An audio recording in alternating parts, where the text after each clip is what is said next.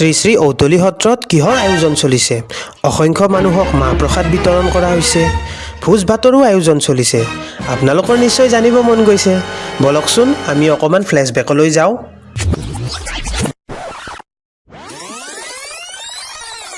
হয়, সুতিৰমুখ গাঁৱৰ ঔতলী সত্ৰৰ প্ৰাংগণত প্ৰতি বছৰে 15 মাঘৰ দিনা মাঘী সভা অনুষ্ঠিত কৰা হয়। সভাৰ আগদিনা লাড়ু বনোৱা পৰ্ব আৰম্ভ হৈছে। গাঁৱৰ ডেকা বুঢ়া সকলোৱে মিলি লাড়ু বনোৱা কাৰ্যত উঠি পৰি লাগিছে। আজিৰ ব্যস্ততাপূৰ্ণ পৃথিৱীত উৎসৱ পাৰ্বণ সভা মহোৎসৱ আদিয়ে মানুহৰ মনত আনন্দ প্ৰদান কৰাৰ উপৰিও ই একোটা অঞ্চলৰ নিজৰ কলা কৃষ্টি আৰু সংস্কৃতিৰো বহুখিনি দিশ পোহৰলৈ আনি মানুহৰ মাজত একতা সম্প্ৰীতি আৰু সদ্ভাৱৰ এনাজৰীডাল সুদৃঢ় কৰি তোলে। লাড়ু বনোৱা পৰ্ব শেষ কৰি সকলোৱে একেলগে এসাঁজ খোৱাৰ বাবেও আয়োজন কৰা হৈছে। পিছদিনা ৰাতিপুৱাৰ পৰাই ভক্তপ্ৰাণ ৰাইজে চাকি বন্তি জ্বলায়। ৰাতিপুৱা আইসকলৰ নামৰ পাছত হোমৰ ব্যৱস্থা কৰা হয়।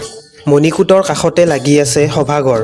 এই সভাঘৰত মাহ প্ৰসাদৰ শৰাই পতা, ব্ৰাহ্মণসকলৰ পূজা, হোম যজ্ঞ আৰু নাম প্ৰসংগ হয়। 10-11 মান বজাত হোম যজ্ঞৰ প্ৰাৰম্ভিক কৰ্ম শেষ কৰি হোমাগ্নি প্ৰজ্বলন কৰে আৰু লগে লগে বৰ পাঠকে পাঠ শেষ কৰি নাম ডাকে।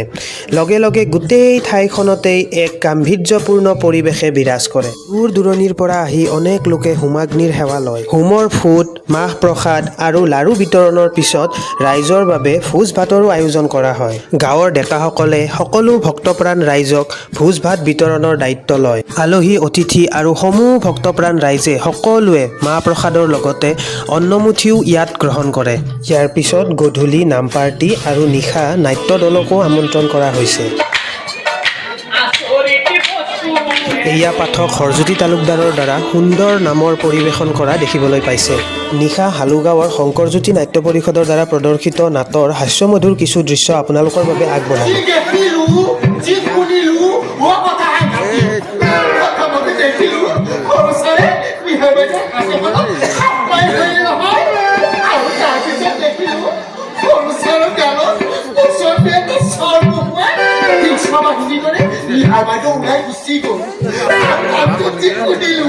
এইদৰেই শ্ৰী শ্ৰী ঔতলী সত্ৰৰ ৰাইজে আয়োজন কৰা মাঘী সভাৰ সমূহ কাৰ্যসূচীৰ সফল সামৰণি পৰে।